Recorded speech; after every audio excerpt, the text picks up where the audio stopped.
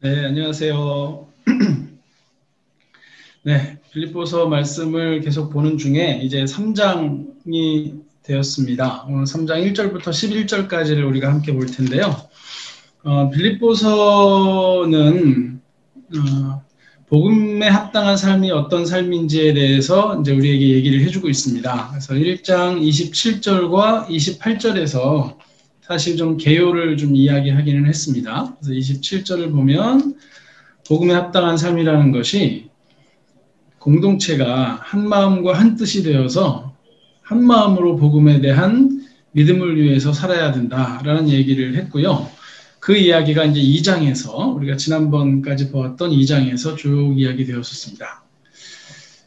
그리고 이제 28절은 대적자들을 겁내지 않는 것이 복음에 합당한 삶의 또 다른 축이다라고 이야기를 합니다.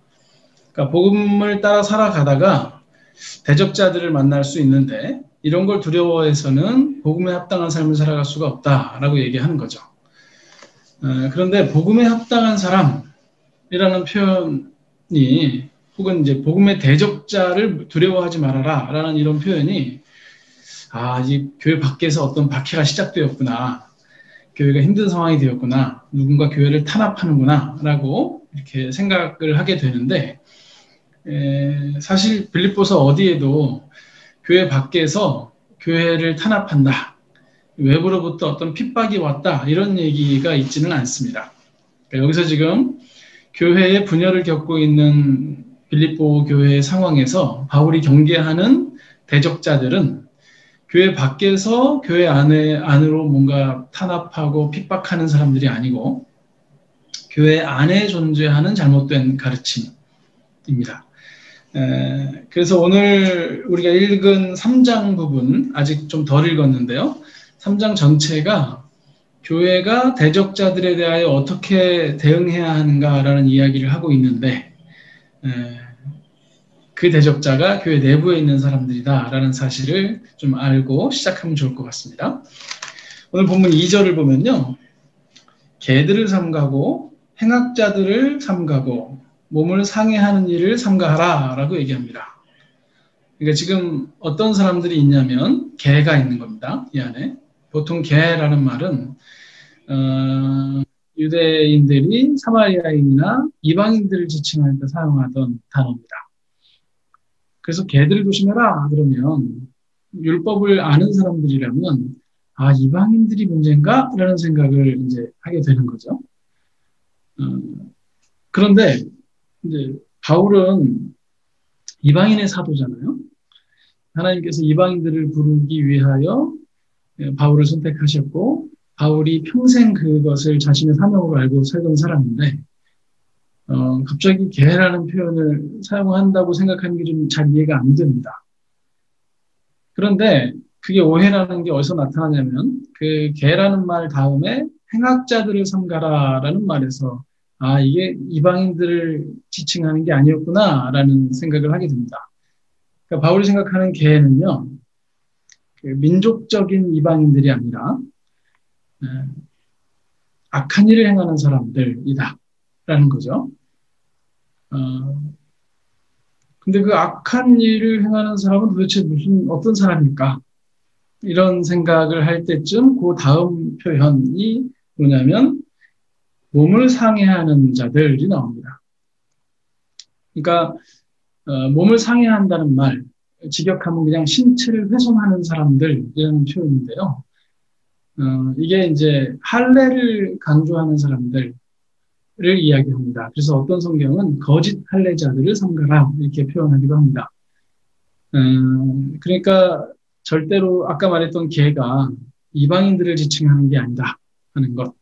그 악을 행한다는 것이 윤리적으로 좀 잘못 사는 사람들을 얘기하는 게 아니라 이 마지막에 나오는 하나님의 언약의 상징인 할례를 진정한 의미로 행하지 않고 그저 신체를 훼손하는 것에 불과한 사람들, 그리고는 자신들이 뭐 대단한 선민이나 된 것처럼 생각하고 살아가는 사람들, 또 그렇게 자신들을 주장하는 사람들이 바울이 보기에 지금 조심해야 되는 사람들이다라는 걸 알 수 있습니다.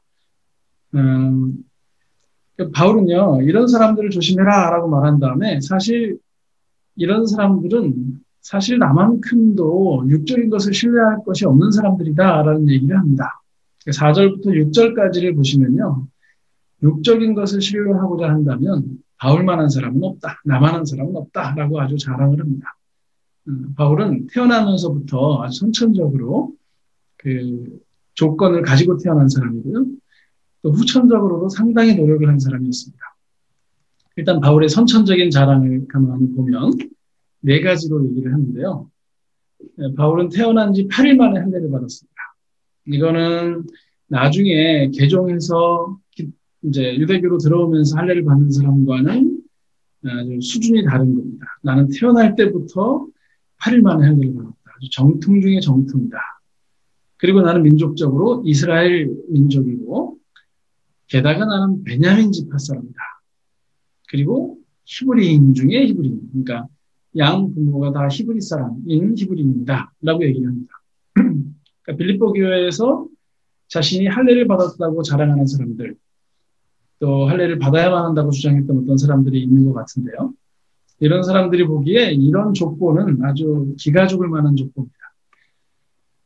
뿐만 아니라 바울은 후천적인 노력을 통해서도 자랑할 것이 많았습니다. 세 가지를 자랑하는데요. 그는 율법으로 말하자면 바리새인이었습니다. 열성으로 말하자면 교회를 핍박하던 사람이었고요. 의로움으로 말하자면 흠없는 사람이었습니다. 흠잡을 데가 없는 사람이었습니다. 유대인들이 대체적으로 율법을 공부하기는 하지만 바울처럼 이렇게 바리새파에 속해서 가말리아의 문화에서 열심히 그렇게 공부할 만큼의 능력을 가진 사람은 많지 않습니다. 게다가 젊은 나이에 교회를 핍박하는 책임을 맡아서 앞장섰던 사람. 이런 사람은 유대교 내에서도 상당히 흔치 않은 사람들이었습니다. 이렇게 이제 선천적인 조건도 굉장히 좋았고요.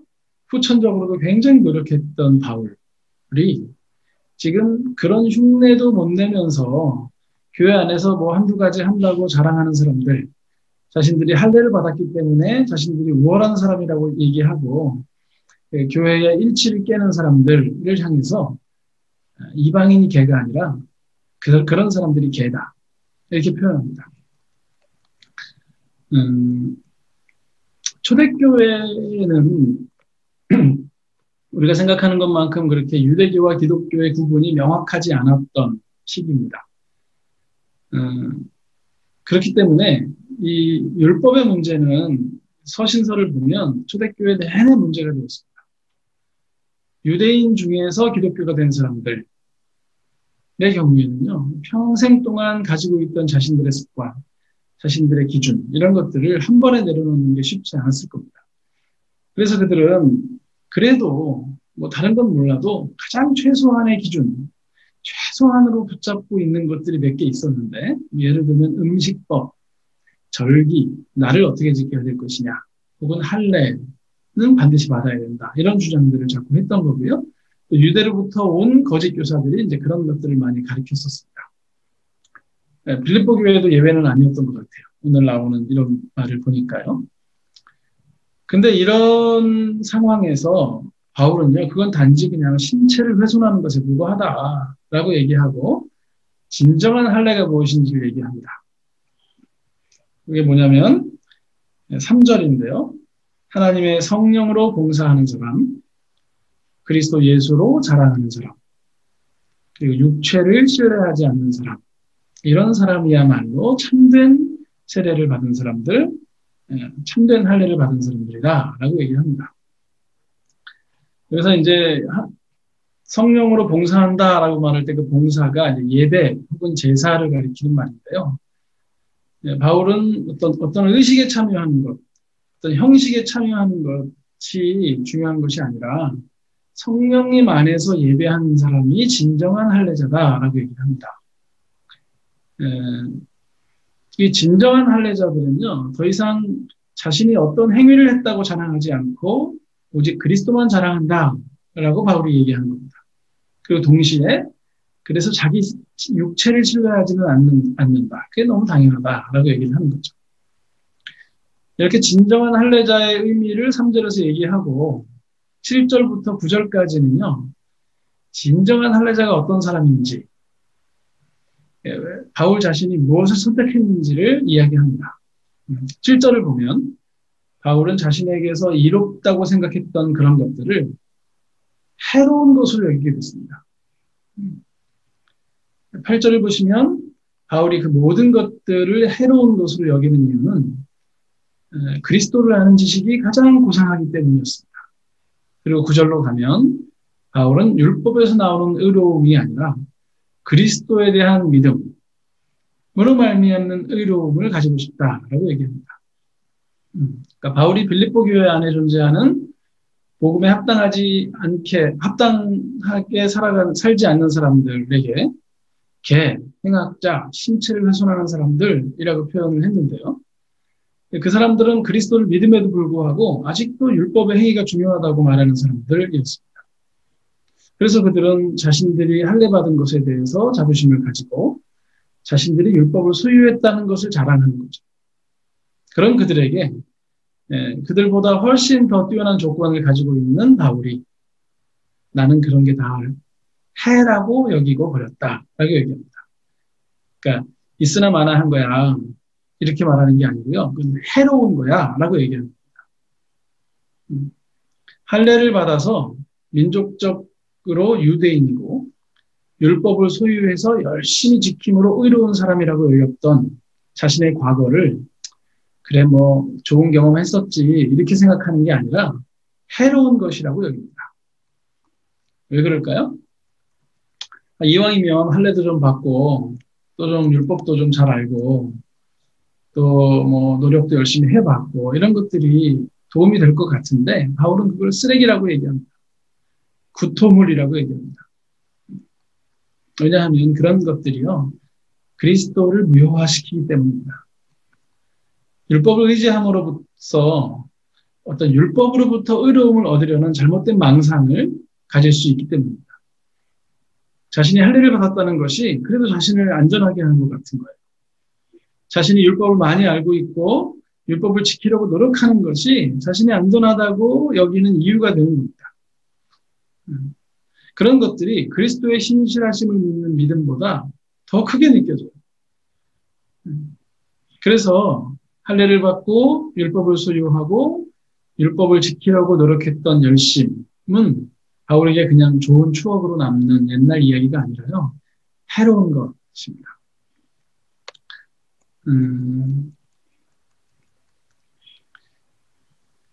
바울이 참 많은 사람들이 얻고 싶을 만한 그럴듯한 포장을 벗어버리고 그리스도의 신실함, 그것을 믿는 믿음을 선택한 이유는 그의 소망에서 드러나는데요. 10절과 11절에 보면 바울은 그분의 부활의 힘을 알고 그분의 고난에 동참하고 싶다라는 소망을 가지고 있습니다. 그리고 11절을 보면 어떻게 하든지 죽은 이들 가운데서 살아나는 부활에 이를 수 있게 되기를 내가 간절히 바란다라고 얘기를 합니다. 그러니까 바울은 부활에 대한 소망을 가지고 있는 건데요. 그 부활의 소망은 그리스도의 고난에 동참하는 것을 통해서 얻어진다는 사실을 알았습니다. 그래서 바울은 그리스도의 고난에 동참하는 것을 원합니다. 그리고 그 고난을 통하여 부활에 참여하는 것을 간절하게 바라는 겁니다. 근데 여기서 우리가 좀 짚고 주목해야 되는 것은 무엇이냐면요. 바울이 고난에 대하여 알기를 원하고 부활에 대하여 알기를 원하지 않는다는 겁니다. 그러니까 바울은 고난이나 부활에 대한 지식을 잘 정리해서 군더더기 없이 누군가에게 설명하고 책을 한 권 낼 수 있는 그런 실력을 갖기 원하지 않았습니다. 그냥 바울은요, 그냥 그리스도의 고난에 동참하기를 원했습니다. 그리고 그 그리스도의 고난에 동참함으로 말미암아 부활에 참여하기를 바랬습니다. 10절에서 내가 알고자 한다라는 이야기는요, 어떤 명제적인 지식을 알고자 한다는 말이 아니라 인격적인 지식, 삶의 지식을 의미하는 단어인데요.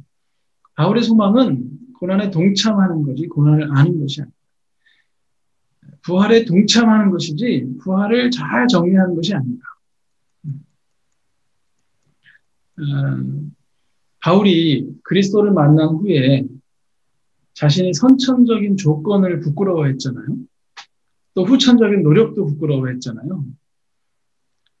이 선천적인 조건이나 후천적인 노력이 자기 의로 작동해서 하나님의 의를 받아들이지 못하는 상태가 얼마나 비참한 상태인지를 바울은 아는 겁니다. 자신이 그리스도를 대적하고 다닐 때, 교회를 핍박하고 다닐 때 자신 속에 있었던 자신의 의가 있습니다. 이게 얼마나 안 좋은지를 아니까 이걸 배설물처럼 여기고 버려버리고 싶어요. 근데 지금 빌립보 교회 안에는요, 바울만큼 그런 걸 가지고 있는 것도 아니면서 그걸 자랑하는 사람들이 있을 겁니다.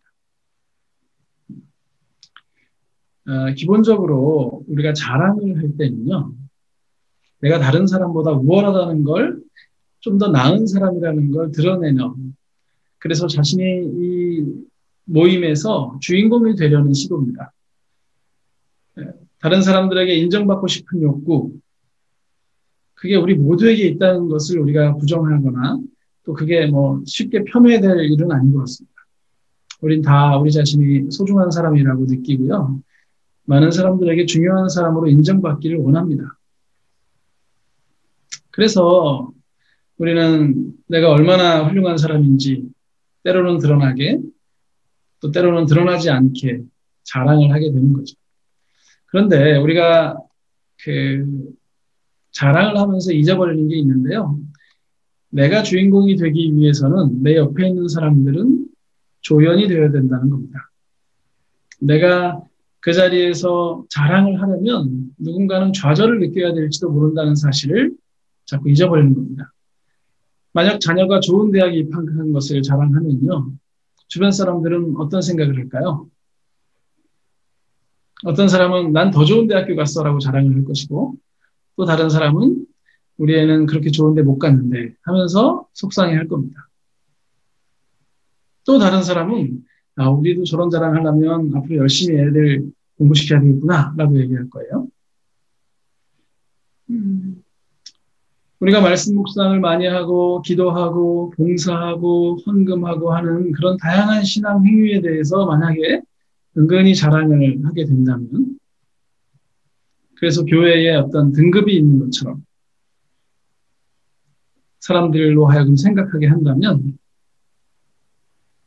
그게 우리 자신을 인정받는 데는 상당히 도움이 될지 몰라도 내가 얼마나 교회에서 중요한 사람인지를 주장하는데 이익이 있을지는 몰라도 결국 나 말고 내 주변 사람은 별로 우리 교회에 소중하지 않은 사람이야 라고 이야기하는 것이 될 수도 있습니다. 빌립보 교회의 어떤 사람들은요. 하나님의 백성으로서 할례를 받는 것이 참 중요하다라고 이야기했습니다. 아마도 본인들은 할례를 받았겠죠. 그리고 아마도 공동체의 주도권을 가지고 살고 싶었을지 모르겠습니다. 하지만 바울은요. 그런 것들을 다 해로 여겼다라고 얘기합니다.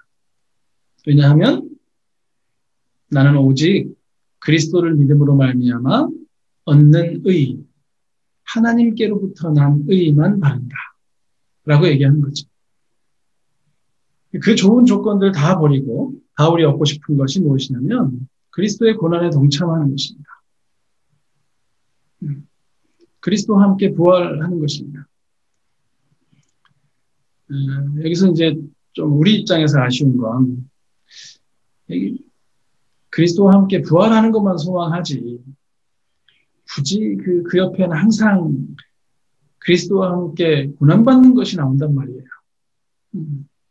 오케이, 좋아. 선천적인 조건 그거 버릴게. 후천적인 노력? 오케이, 그것도 내가 자랑하지 않을게.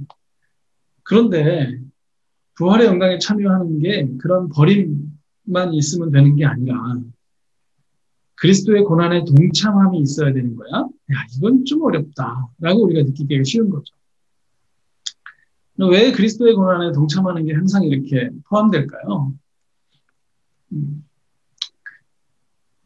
그리스도께서 가신 길이 자기를 하나님과 동등됨으로 취할 것을 여기지 않으시고 자신을 비워서 종의 형체를 가지셔서 우리와 같이 되시고 또 십자가에 달려서 죽으심으로 복종하신 것이다.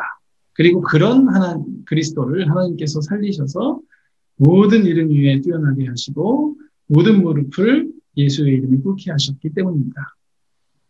그러니까 우리가 받은 세례는요, 그리스도와 함께 죽는 것, 그리고 그리스도와 함께 사는 것입니다. 우리가 받은 세례는 죄에 대하여 죽는 것입니다. 그리고 하나님께 대하여는 살아나는 것입니다.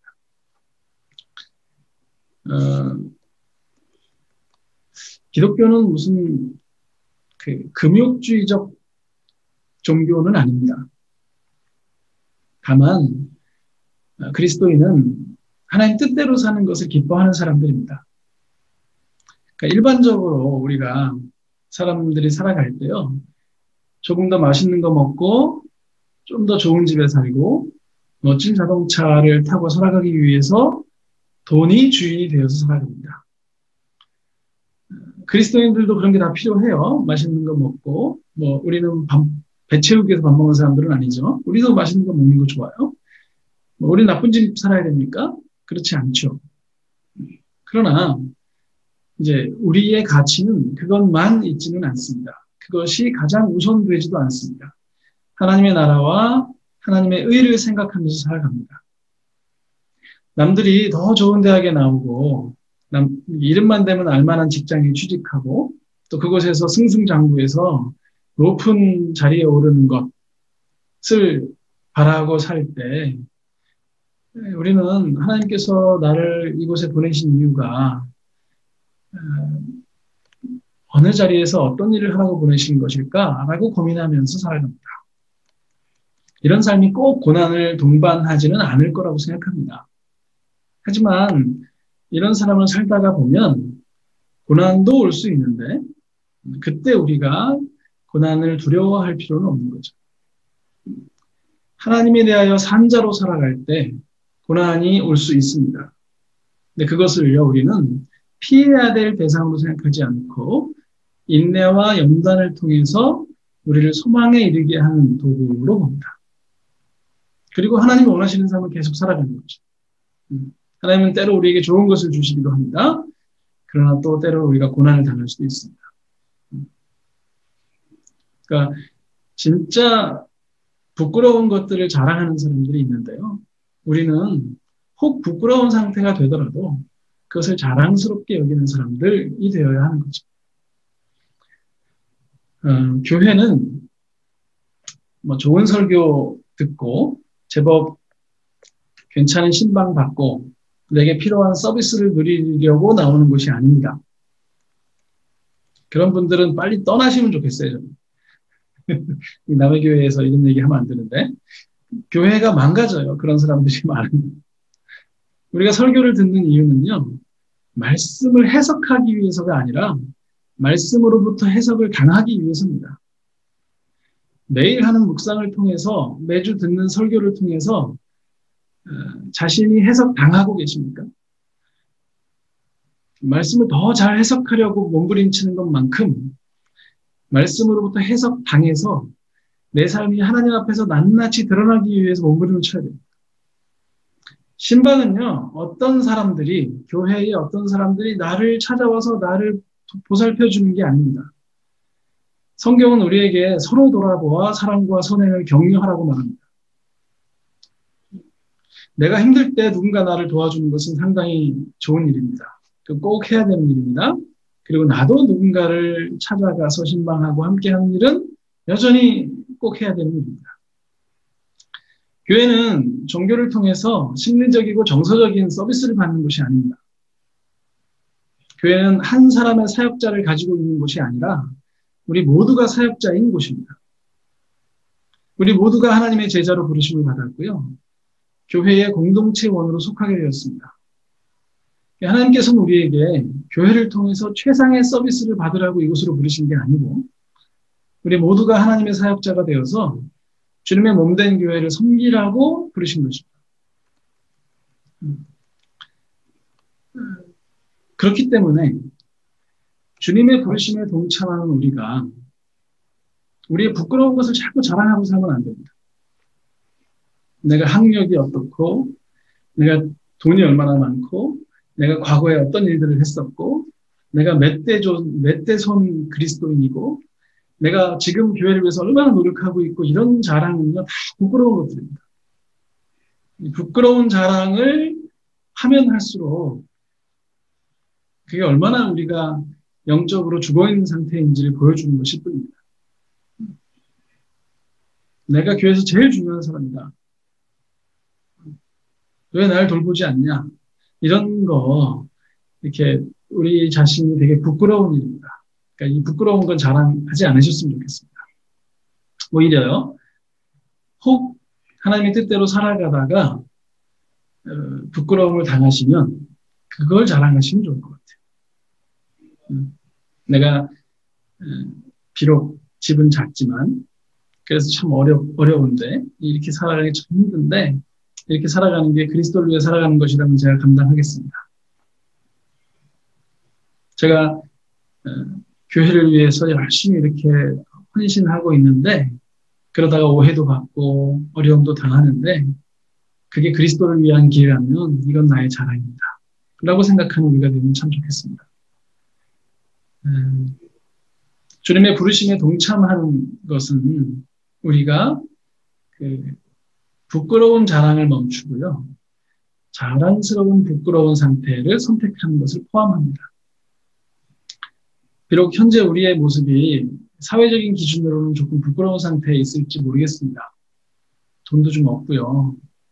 차도 좀 좋지 않아서 누가 그러더라고요. 승차감보다 중요한 게 하차감이라고. 근데 제가 모닝을 타고 다니는데 하차감은 매우 안 좋습니다. 타고 다닐 땐 그런 대로 괜찮은데 이렇게 어디 강의 가고 그래서 사람들이 이렇게 앞에 탁 교육청이 앞에 사람들이 나와서 이렇게 저를 기다리고 있는데 모닝을 타고 가면 사람들이 이렇게 강사가 올 거라고 생각을 안 하는 것 같아요. 이상한 눈으로 쳐다보다가 혹시 하고 저한테 말을 걸어옵니다. 하차감이 참 안 좋아요. 근데 우리가 그리스도를 따르기 위해서 혹시 그래야 된다면 그건 되게 자랑스러운 일로 우리가 여겼으면 좋겠습니다. 그래서 빌립보 교회에 있는 어떤 사람들 자신이 어떤 조건을 자랑하고 그것으로 말미암아 교회를 분열하게 하는 사람들을 향해서 바울이 개들을 삼가해라. 그것이 악행이다. 단지 그것은 신체를 훼손하는 것에 불과하다라고 얘기한다는 사실을 우리가 잘 기억했으면 좋겠습니다. 그리고 진짜 자랑할 것을 자랑하는 우리. 내가 그리스도를 위하여 고난받는 것을 자랑스럽게 여기고 그리스도 때문에 불편한 것, 그리스도를 위하여 살아가는 삶에서 내가 포기하는 것들, 누가 알아주지 않더라도 그것을 자랑스럽게 여기는 우리가 되었으면 좋겠습니다. 그렇다면 아마도 바울이 걸어간 길을 우리도 걷는 것이고 또 주님께서 걸어가신 길을 우리도 조금씩은 좀 걸어가고 닮아가는 그런 게 아닐까 하는 생각이 듭니다.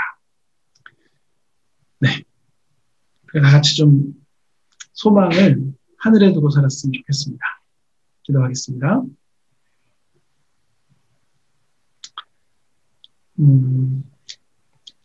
사랑하는 주님, 저희들 이 사회가 보여주는 어떤 기준을 너무 사랑하지 않도록 도와주십시오.